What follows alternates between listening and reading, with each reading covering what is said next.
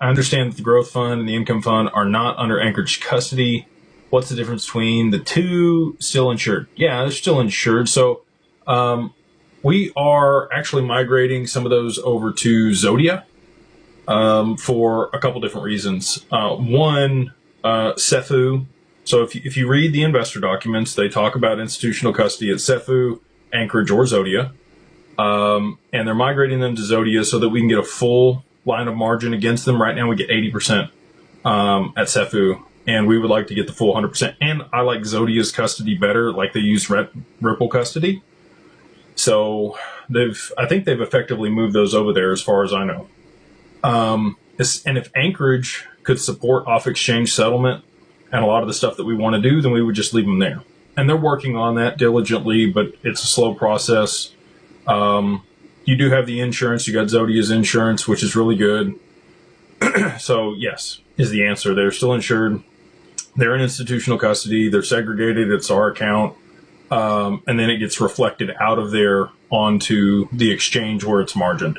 So again, mitigating counterparty risk, structured the right way. Again, I would love all this stuff to be done right there out of Anchorage or right out of, a Fidelity.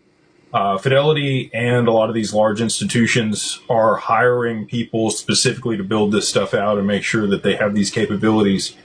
But there's still 12 to 18 months from really having off-exchange settlement or atomic settlement or a lot of the things that I want them to have.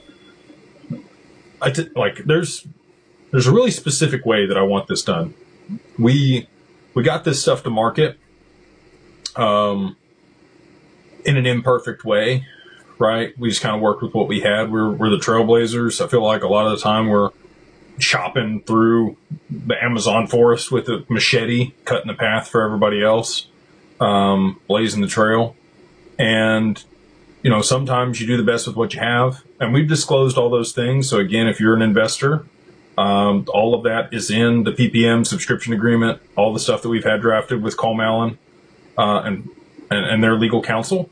They are the best in the biz. They put on the show Coin Alts every single year with MG Stover and many of the other large fund admins and providers and auditors. So, yeah, I mean, we're doing this at the highest level that we possibly can with the tools and partners that we have. So that's the current situation with all that, and I'm excited that we're going to be able to margin those at 100% because we only ever trade 40 or 60% of that line of margin. So that'll add some additional returns to what people are capable of getting, structuring it that way versus having an 80% line of margin like we used to.